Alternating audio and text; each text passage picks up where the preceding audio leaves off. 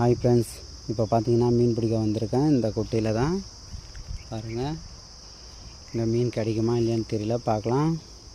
ஆனால் நீங்கள் வளர்க்குற குட்டையில் மீன் பிடிச்சி போட்டால் அதெல்லாம் பெருசாக இது பண்ணி லைக் பண்ணுறீங்க, ஷேர் பண்ணுறீங்க, கமெண்ட் பண்ணுறீங்க, சப்ஸ்கிரைப் பண்ணுறீங்க. அவங்களுக்கெல்லாம் இந்த குட்டையில் மீன் இருக்குதா இல்லையானே எனக்கு தெரியாது.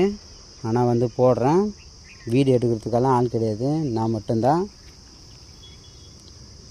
பார்க்கலாம் மீன் எவ்வளோ நேரத்தில் கிடைக்குதுன்னு. இப்போ கரெக்டாக 12:50 ஆகுது இந்த வீடியோ டைமு.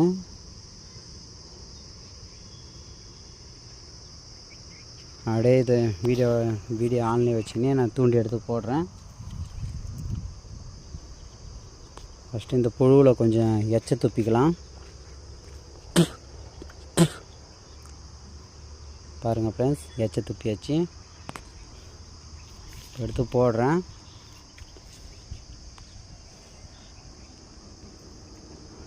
வளர்க்குற குட்டையில், பண்ணையில், வளர்க்குற ஏரியில், குளத்துலலாம் பிடிச்சதெல்லாம் வீடியோ எடுத்து போடுறாங்க கஷ்டப்படாமல்.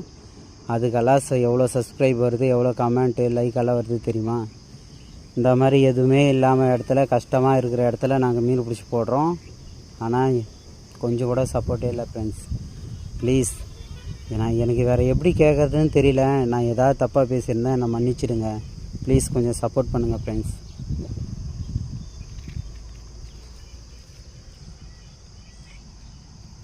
பாருங்கள், தூண்டி போட்டேன்.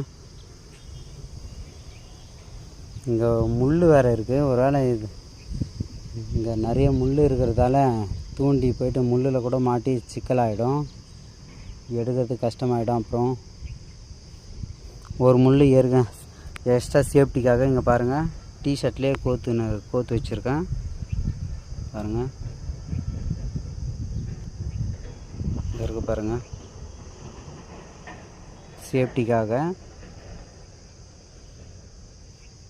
இந்த வீடியோ பிடிச்சா மறக்காமல் லைக் பண்ணுங்கள், ஷேர் பண்ணுங்கள், கமெண்ட் பண்ணுங்கள், சப்ஸ்கிரைப் பண்ணுங்கள். இந்த மீன் கோர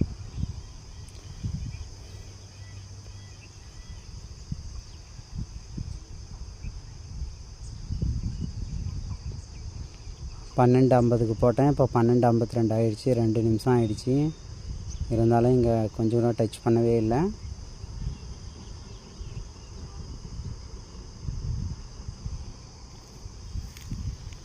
இதே வளர்க்குற பண்ணையாக இருந்தால் அவங்க போட்டோடனே மீன் பிடிச்சி போட்டிருப்பாங்க. அது உங்களுக்கு அப்படியே ரொம்ப சந்தோஷமாக இருக்கும் பார்த்தோன்னே.